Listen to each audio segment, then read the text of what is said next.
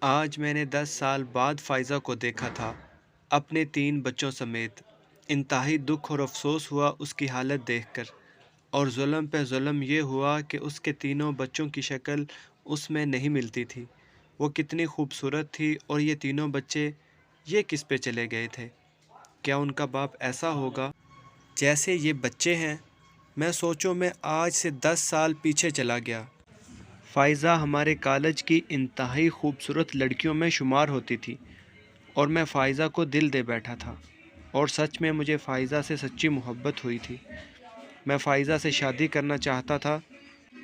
ایک دن میں نے فیصلہ کیا کہ اپنا حال دل فائزہ کو بتاتا ہوں، ورنہ ساری عمر پچھتاؤں گا کہ اپنی بے پناہ محبت کا اظہار بھی نہ کر سکا۔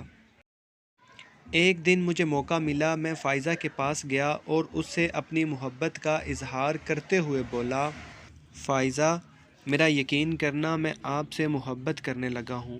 مجھے پتہ ہے تمہارے پاس حسن کی دولت ہے، اور میرے پاس نہ تو حسن ہے اور نہ ہی بے شمار مال و دولت ہے، مگر میرے دل میں تمہارے لیے محبت بے شمار ہے۔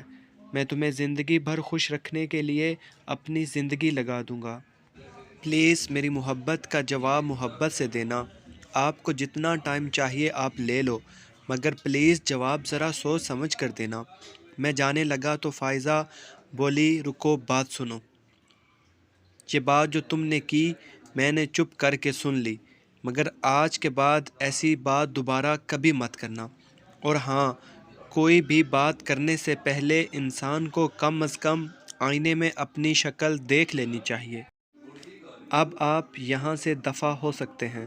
میں بڑی مشکل سے وہاں سے اٹھا اور واپس آ گیا۔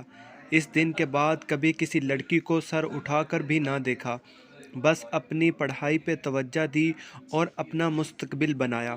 آج میرے پاس فائزہ سے خوبصورت بیوی ہے جو مجھے بے انتہا پیار کرتی ہے، اور میں اپنی زندگی میں مکمل مطمئن ہوں اور بہت خوش بھی ہوں۔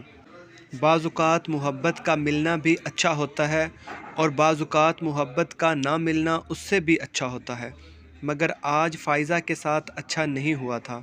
یہ اس کے بچوں سے پتہ چل رہا تھا کہ اس کا شوہر کتنا خوبصورت ہوگا، اور اس کی حالت بتا رہی تھی کہ وہ کتنا امیر ہوگا۔ اچانک میرے ذہن میں شرارت سوجھی، میں اس کے سامنے چلا گیا۔ بعض اوقات محبت کا ملنا بھی اچھا ہوتا ہے، اور بعض اوقات محبت کا نہ ملنا اس سے بھی اچھا ہوتا ہے، مگر آج فائزہ کے ساتھ اچھا نہیں ہوا تھا۔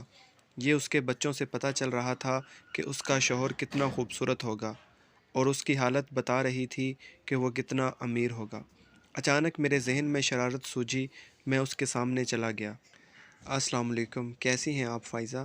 نعمان، تم؟ ٹھیک ہوں، تم کیسے ہو؟